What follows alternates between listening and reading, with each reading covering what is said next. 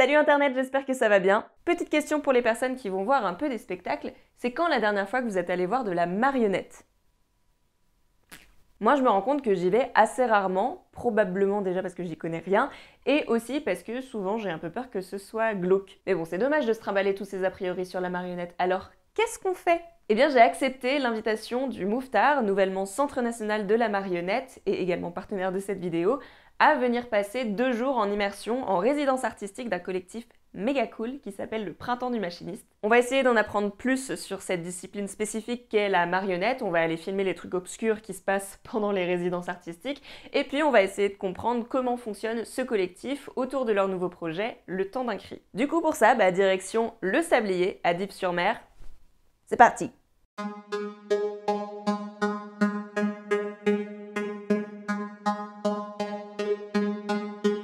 Ah, c'est en bas!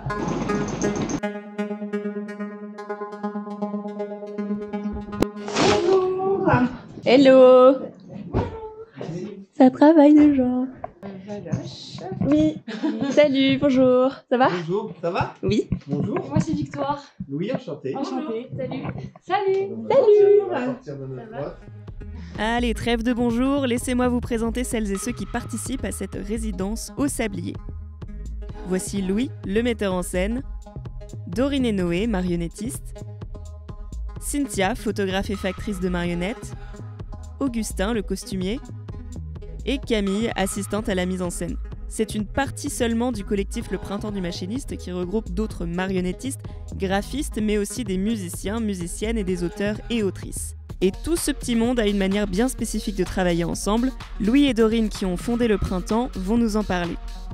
On a cofondé le collectif avec Dorine Dussautoir et on a décidé assez rapidement qu'on voulait mettre ce mot, collectif. En tout cas, ce qu'on y entend dans le mot collectif, c'est une forme d'horizontalité. Et nous, d'emblée, ce qu'on a voulu faire, c'est créer une équipe d'artistes qui se méritent entre eux, qui se sont choisis. Et ça a été un long chemin. Ça a formé comme ça un petit noyau d'artistes qui viennent d'horizons très différents, en plus. Avec des systèmes de pensée et de fonctionnement assez différents finalement. On essaye de penser le collectif comme si c'était un lieu où l'individu, où en gros le groupe va être au service de l'individu. Peut-être d'abord dans ce sens-là, c'est-à-dire qu'on va tous être là pour porter un artiste.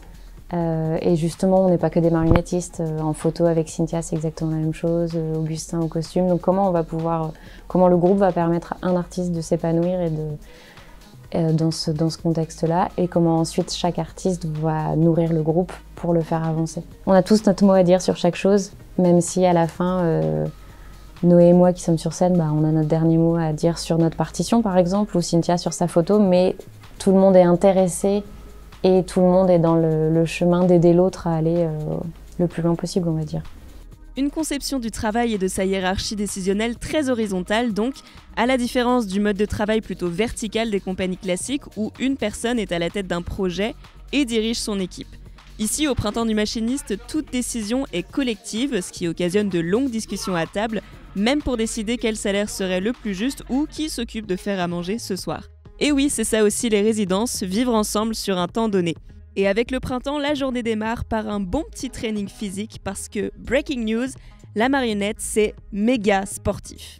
Si les gens ils voient que tu te donnes de ta personne, tu vois, que tu sues et que c'est un peu physique, t'as déjà gagné 20% de leur bienveillance. Et voilà. En tout cas, nous, ce qui nous plaît dans la gaine, c'est que du coup, les gens voient l'effort et perçoivent ce travail-là. Hier soir, les gens disaient ça, en fait, qu'ils ne se rendaient pas compte de ce que c'était comme travail, ce type de recherche, et que du coup, cette chose-là, elle est perceptible. Hop là, attendez, juste petite pause pour les personnes en galère comme moi qui ont besoin d'une définition.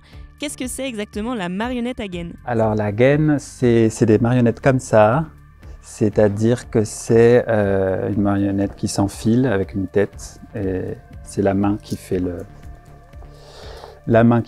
qui porte la marionnette. Sur cette gaine en tissu, il y a la tête qui va être fixée et les mains du personnage, qui sont des éléments rigides, donc il faut que aussi le tissu soit assez costaud pour supporter un collage, ou en tout cas pour le temps d'un cri. Les têtes, elles sont scratchées, on a un système de scratch qui permet de pouvoir retirer la gaine pour pouvoir la laver, parce que c'est un spectacle qui va jouer plusieurs fois notamment l'été. Et ça, c'est aussi des contraintes à prendre en compte. Il faut que ça puisse être lavé, il faut que ça puisse être costaud, il faut que ça puisse tenir le temps des représentations. C'est pas que des choix artistiques, il y a aussi voilà, un gros travail technique, logistique.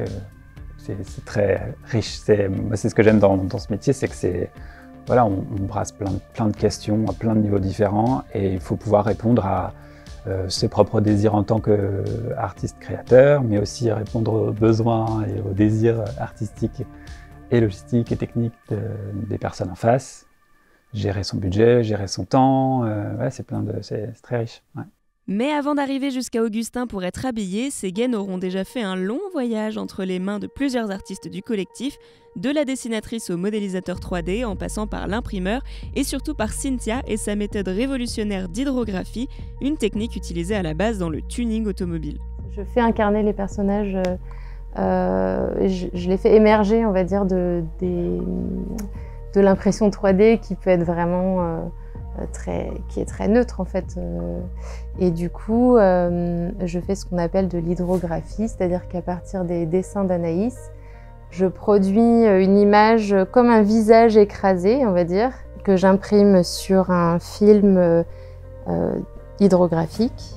Et ensuite, je mets ce film-là dans l'eau et je viens plonger la tête de l'animal. En l'occurrence, ce sont des animaux dans ce spectacle. Donc je viens plonger la tête dans ce visage écrasé qui flotte à la surface de l'eau.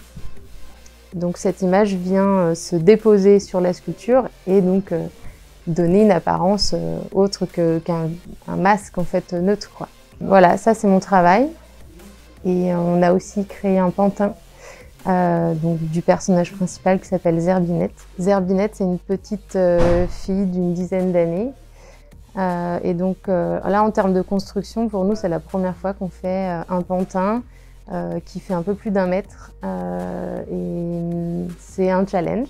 Ça pose toujours plein de questions, en fait, parce qu'on pense aux articulations, comment on va faire pour que ça soit le plus souple possible pour avoir des gestes doux. Et puis, on cherche aussi des mouvements pas figés, c'est-à-dire comment on va venir bouger le dos, comment on va venir se pencher au maximum vers l'avant, par exemple. Enfin voilà, c'est des questions qu'on se pose en construction.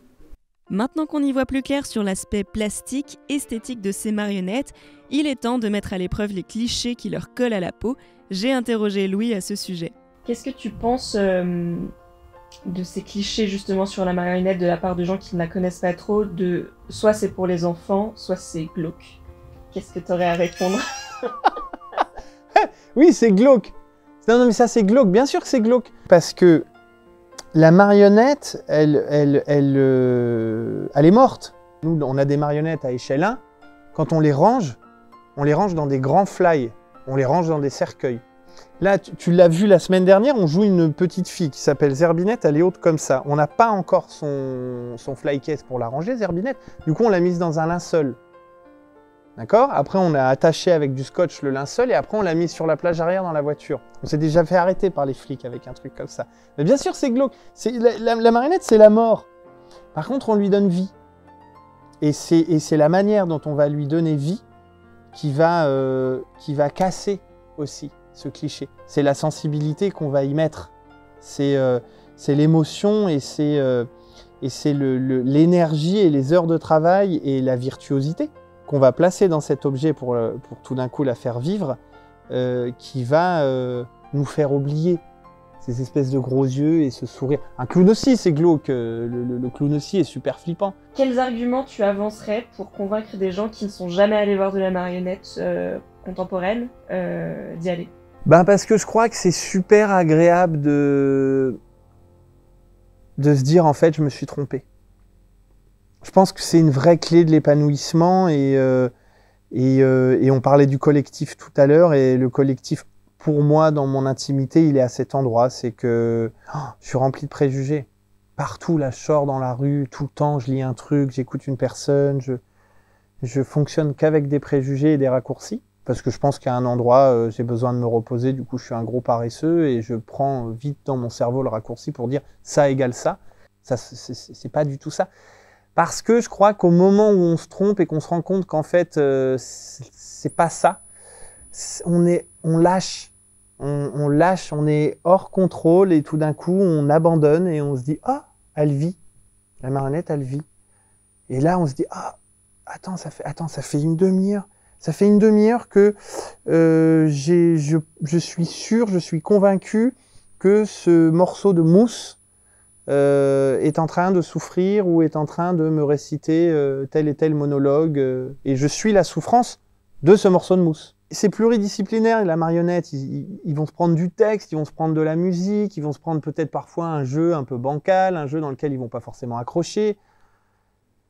Mais si le marionnettiste ou la marionnettiste est au rendez-vous dans sa manipulation et dans le fait de faire vivre cet objet, franchement, ça fait du bien. Ça fait un bien fou de se lâcher, de se dire « Waouh, la feuille de papier, là, c'est vraiment Roméo. Et là, la fourchette, c'est vraiment Juliette. Ok, vas-y, c'est quoi la suite ?»